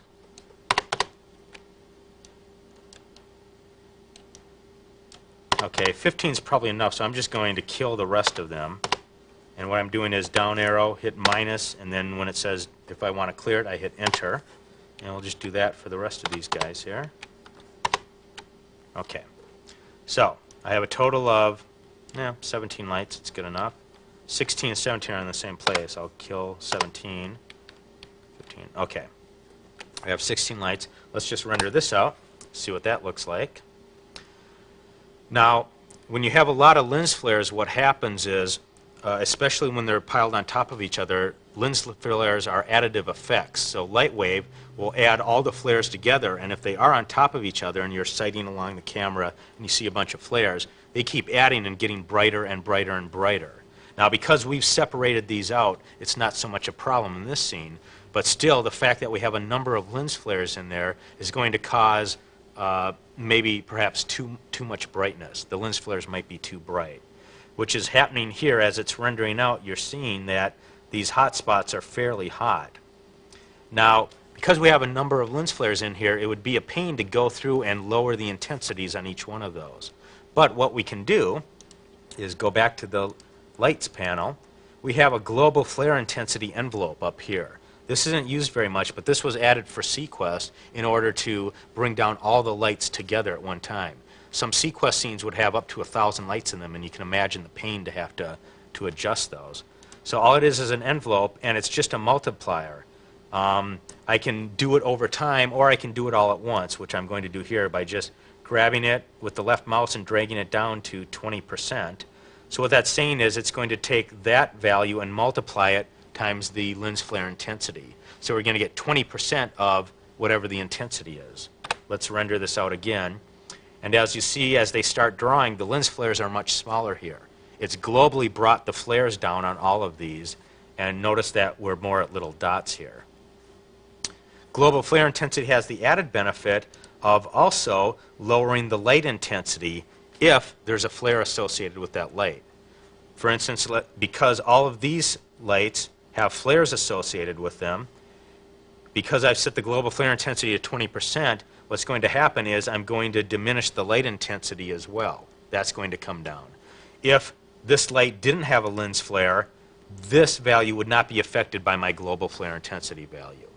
So if you do need to bring down the brightness of all your lights, the intensity of them, but let's say they don't necessarily have a flare, and you want to bring them all down together, a way around that is to go into the lens flare panel, assign a flare intensity of 0 to the light, so there will be no flare, but there's still a lens flare associated with it. That way, when you adjust all the lights with the global flare intensity, because this light now has a lens flare, even though there's no real flare, it's going to bring the intensity down with the global flare envelope. This is a good way of, let's say you have 20 lights in a scene that are all lighting different parts. You might want to ramp everything down like you're dimming all the lights. Global flare intensity will allow you to do that. A couple other features in here. And by the way, the ambient intensity is by default set to 25%. I and many other people feel this is a little high. The reason it's this high is so you can just load up an object and render it, and no matter what, you're going to be able to see something because this light value is set pretty high, the ambient intensity. When I first start lighting a scene, I generally bring this down to anywhere between 0 and 5%, just to get a little touch of ambient in there, but not enough where it's going to wash everything out. This way, you really have to light your scene properly in order to get the proper lighting in there. It gives you a much better effect than using a high ambient as well, because your objects appear much less washed out. A couple other things here in the lights panel. In the lens flare section, we have the ability to use glow behind objects. And this is something that confuses a lot of people, so I want to cover this. First of all, let's go and clear out all the lights in this scene, and we'll start with just one light. Okay. Notice when we clear lights, the lights panel gets set. The ambient intensity goes back up to 25. You end up with one single light, okay, which is fine. Let's add a couple of objects here. I'm just going to load up the ever-present cow object. And let's just rotate that guy around. Move him back a little bit. kind of give us more a 3/4 angle. Okay, that's good. All right, let's take our light, and I'm going to take this light and set it up so it's right smack in the middle of the cow. Actually, let's leave this light to light the scene. Let's light it something like that. Create a key for it there. I'm going to go and add another light. This light I'll make a point light. I'm going to rename this one to flare so I know which light it is. And this one we're going to put in the cow. Oops. Let's go to lights, move, and stick it right in the middle of the cow like so. And let's put it a little bit below so we see the flare, so it's not actually inside. Okay, that should work. Now, I'm going to go back to the lights panel. To the flare light, we don't need any intensity on this. All we want to do is have this a flare. I'm going to select lens flare options, and we're going to select glow behind. When you do this, you get a requester up saying this should only be used when simulating glows at a distance. And I'll show you why this requester comes up. Let's say OK. Now, glow behind objects was added to the lens flare options as a request of the Sequest crew. What we needed to do was we needed to have ships underwater backlit by light. And so we wanted to put flares behind them, but get the flare to appear as kind of a halo behind these ships. And that way we could silhouette ships against things. So this option was added, and let me show you what it does. First of all, to show you how it's supposed to be used, let's move it behind the cow, like so. Create a key. All right, it's behind the cow. Let's make the intensity fairly large so it comes out. Let's make it 200%. Hit F9 to render. Okay. What's happening here is the lens flare is behind the cow, yet it's appearing, we see the halo effect behind the cow. This is exactly what we wanted to do with it. Okay, that works pretty well. Let's get rid of that. But now, let's take that and simply move the flare down below. And now I'm going to also move it forward so it's located below the cow, like so. Create a key. And let's go back to the lights panel. Now it's going to be way too bright because we're going to see it. So let's just make it about, let's make it 100%. Go here, render this flare out. Now the way glow behind lens flares work is that they appear as if they're mapped onto a plane that is always facing the camera. So as the camera moves, that lens flare, that glow behind lens flare, is as if it's on a plane that's always perpendicular to the line of sight of the camera. It may be a little hard to see here, but what's happening is this flare, and we can see it up here, if you look carefully, the plane, so to say, of the glow behind flare is cutting through the cow. And you can see that right here. Let's just crank it up a little bit more to make the effect more obvious. Let's make it, we'll go back to 200. Well, it's probably going to be a little hot down below. At least it'll wash out the back end of the cow. Okay, there you can see how the flare is actually cutting through the cow object. Okay, that's not good. That's just the way Lightwave does it, and it's the way that's the way glow behind flares have to work. So that's why it gives you an error message saying, make sure that you put the flare back behind objects. As long as the flare is behind it, that plane of the flare, so to say, will always be behind the cow. Unless I move the camera around here, so it's looking at the side of the cow, then this plane would be perpendicular to the line of sight of the camera, and here it would be cutting through the cow. So you want to make sure it's behind the object from the camera's point of view. Okay, here's another problem that you can run into with this type of flare. Let's put it back behind the cow, create a key for it. And this time, let's go to the Objects panel, and let's say you're trying to save a little bit of memory and you're doing the right thing in adjusting your shadow options. Let's say, for instance, you don't need the cow to cast a shadow on other objects. So therefore, you might turn Cast Shadow off. Well, let's also say that we're using a lens flare that has Fade Behind Objects on. We'll turn Glow Behind off for now. Fade Behind Objects will dim out a lens flare as it goes behind an object. So you might have a lens flare that's traveling along behind. You might have a logo when the lens flare is shown, as soon as it ducks behind, it will fade out, which is what would happen. Okay, well, let's render this out. Because we turn cast shadow off for the cow, as soon as the lens flare starts drawing, you're going to see that it's appearing behind the cow. Lens flares use the cast shadow option of the objects to determine whether the lens flare is behind the object or not. So if you're using fade behind on the lens flares, you have to cast shadow on the object. By default, cast shadow is on, so if you don't change it, you'll be fine. Okay, notice what's happening here. The lens flare is behind it, and so it's not going to pop through, and we're not going to see the flare either because we turned glow behind off. Let me show you one additional problem that you can run into when using glow behind lens flares. Let's say, for instance, our glow behind flare is in front of a solid object, such as the cow, and I'm going to load up another object to make transparent, and we'll just load, let's see, the cylinder object will work. Okay, and we're going to take that cylinder object and move it in front of the flare. I'm going to rotate it out. Okay, and let's just also shrink it down so it fits our scene a little better. Move it up here,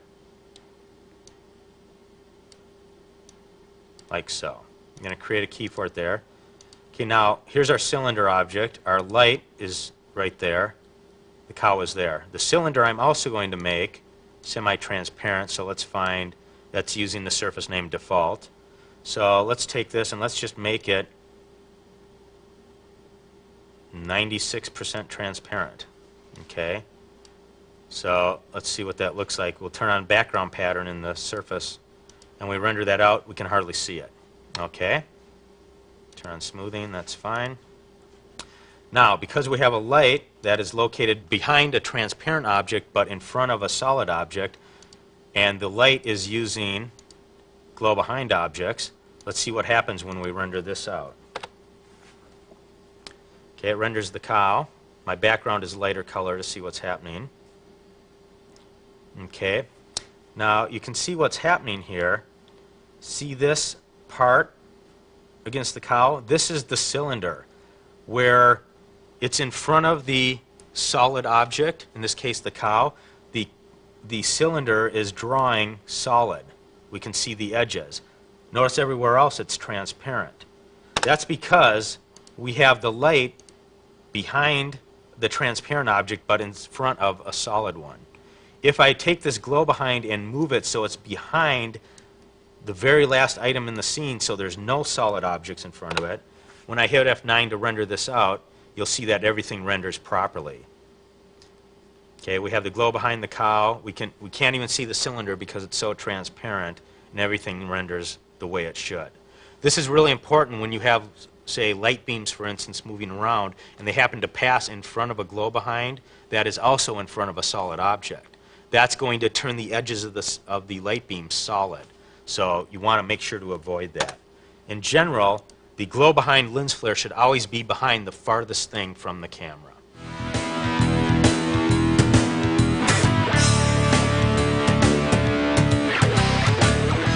Let's wrap up by talking about a few things in the camera panel that you should be aware of. First of all, let's talk about segment memory. By default, segment memory is set to 2.2 megs. You can adjust this by editing the line in the config file that refers to segment memory. Now, basically, segment memory is the amount of memory in bytes that Lightwave needs in order to render out your image. It's basically, it's not the amount of memory that's needed to actually do the rendering, but it's the amount of memory needed to maintain that frame, the final rendered image, in memory. So, for instance, let's say you are rendering at a custom size of, let's just say 500 by 500. In order to figure out how much segment memory you need in order to render in one segment, you would want to go to a calculator, and I'll just go out to the Program Manager and choose Calculator, and we want to take 500 times 500 times 24. Okay, that's the number in bytes, so it's 1, 2, 3, 4, 5, 6, that's 6 megs. Okay, 6 followed by 6 zeros. That's the memory in bytes needed to render in one segment. So if we go back in and we're rendering 500 by 500, let's change the segment memory to 4 megs, okay, notice I can't render that in one segment. But if I change it to 6 megs, okay, that equals one segment. So that's how you adjust segment memory, and it's important to try to do it in one segment if you can. This is especially important when you're rendering your frame and you're using motion blur, because the less number of passes, the less number of segments that it renders in, the faster the rendering will go. Okay? Now again, there's a trade-off here. If you don't have enough RAM, okay, I need 6 megs all by itself, 6 megs of free RAM, in order to maintain this image in memory. If I don't have that much RAM, I can't do it with 1 meg, and I'll have to use a lower segment memory. Now in Windows NT and Windows systems, you have virtual memory. So what's going to happen here is, even if I set my segment memory high, and I don't have enough RAM, it's going to page that to disk and try to render the thing in one segment. The problem with paging to disk is it's slower than real memory. So if you are paging, and you can watch that as soon as you start rendering, watch your hard drive light, and if it's going a lot, what I would recommend is lowering the segment memory so you render more segments, but you're taking less memory to render. That way, if you can render everything in memory, it's still going to be faster than trying to do one segment paged to your hard drive. For instance, let's say we're doing this with 1 meg each. Okay, that means I'd have to render in 6 segments, but let's say that 1 meg of memory is what I have left, and that allows me to render completely in memory. This may render faster than trying to do one big segment that's in virtual memory. Finally, let's talk about motion blur and how that relates. First of all, I'm going to go, let's just clear the scene to reset all the values. Let's just load up a simple object here. And I'm going to load up a ball. Okay. And let's just set up a camera view of this ball. And we're going to start there. Put a frame at 0. And let's move it to here and create a keyframe at frame 5. Okay. Notice these little knots here. They represent the individual frames. Okay, where the ball is. Slider, frame slider. It jumps to the frame knot at each frame. Okay, so let's go to the one in the middle. Go to frame 3. And let's actually size the ball down a little bit so it doesn't actually intersect the other frame. Okay, let's create a key at that point. Actually, let's size it down for all. We want to keep it that size for all of the values, so that's at 0.43. Let's just, an easy way of doing this is to go into the motion graph and go to the size values, X scale, Y scale, and Z scale, and just drag these values down so they're all equal. And we don't have to be exact here, we'll just get it rather close. Okay. And finally for the Z scale. That way I don't have to go to all the other frames and input the values. It's kind of a quick way of doing it.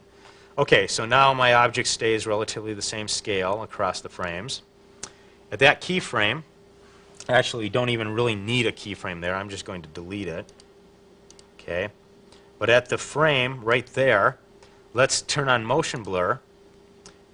And to use motion blur, we have to have some degree of anti-aliasing. So let's just use a low anti-aliasing level, which will render out 5 separate passes in Lightwave. Turn on motion blur. And what I'm going to do here is render this out so we can see what's happening. And it renders the ball.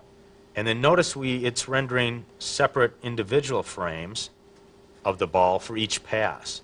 And it's going to blend those in with the original one. So we have 5 distinct balls here, each one slightly transparent. Okay, that gives us our artificial motion blur in Lightwave. Let's go back here. I'm going to go to the effects panel and just make the background a little lighter so we can see what we're doing better. Okay, now how far did it know to spread out that distance? Okay, well what we do is that's found in the camera panel. By default, the blur length, or how far the images are spread out, is set to 50%. That means it's going to make an image from halfway between the existing frame and the frame previous. So a 50% motion blur will make images blur them out halfway between that length. Okay, let's just change the blur length to something ridiculous like 200. Okay? 100% would set it back the exact distance between this frame and the previous frame. If we change it to 200% like we did, that means it's going to go back the distance of 2 frames. So remember that distance here. Let's just render this out. Notice that the separate images are spaced much further apart. As a matter of fact, they're spaced the distance of 2 frames. Okay?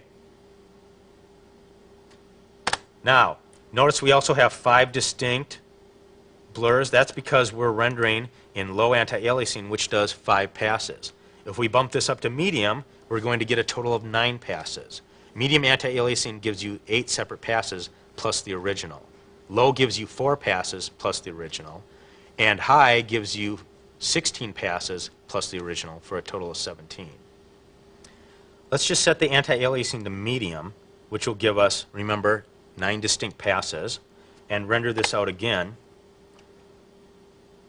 Now notice that when these balls render, this time they're a little bit closer because we're fitting 9 images in that same distance, the distance of 2 keys. So we'll let this go. It's on the 9th pass. When we render it out, you'll see that we have more passes. Okay. Now obviously we're getting this stepping. Okay. Chances are you don't want to use really high motion blur values like this. Chances are you're going to want to use somewhere between 25 and 50%. Okay, now there is one other option with motion blur, and that's dithered motion blur. And what that does is, let's go back to low, but turn dithered motion blur on instead. We'll leave the blur length set at 200. Okay, and this time let's use F9. Even though we're rendering at low, if you watch the status display, it's saying we're rendering segment 4A, 4B, 5A, 5B. This is actually using a field rendering type of algorithm to display the images. Even though we're rendering in low, it's still giving us twice as many images. As a matter of fact, we're getting one more image. Because remember, low anti-aliasing will give us 5 distinct images. If we turn on dithered motion blur, it doubles that. So we get 10 images in the same space, yet we're rendering with low anti-aliasing. Remember, if we bumped it up to medium anti-aliasing, we were only going to get 9 distinct images. So we actually get a little bit better motion blur by using low with dithered motion blur. Although the time to render that is only significantly slower. For instance, let's say it takes a minute to render at low. It takes, let's call it 2 minutes to render at medium. To use low with dithered motion blur, which will give us a better motion blur effect, it's only going to take about a minute and, a third of another minute. About a minute and a third to give us a little bit better motion blur for a little bit more time, but less time than it would take to go to medium. Okay. Now, ideally what you'd want to do, like I said, is render out, let's say 25% blur. Let's use dithered and low again. And this time, when we do this final render, we're going to get more images compactly around just 25%, which is the distance from this frame back to the previous frame. 25% would be a quarter of that distance. Okay, this is looking much more like you would expect a motion blur effect to look. We're still getting the steps, but we're getting them around the edges. And remember, we're still using low here. If we bump this up to high anti-aliasing and use dithered motion blur, we would have 34 distinct steps, and we probably wouldn't even see them at all. It would be really fine.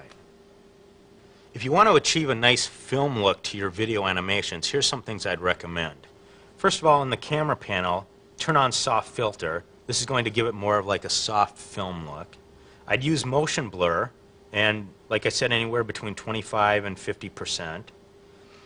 Then the other thing you want to make sure is in the effects panel, you can use dither intensity, and you might want to try a higher dither pattern and use animated dither. What this is going to do is try to give you like a film grain appearance. And because it's animated dither, that dither pattern is going to change, and you might get kind of a more grainy look to it. In addition, in the camera panel, you want to make sure not to use field rendering. Field rendering is going to give your animation a very video feel to it. It's going to be very smooth, unlike film, which has more of a motion blurred, persistent of vision look. If you're going to do something that you want to look like film, don't use field rendering. Well, that's about all the time we have for this tape. Hopefully you've learned some techniques that'll make your animations even better. I'm John Gross, and hope to see you soon.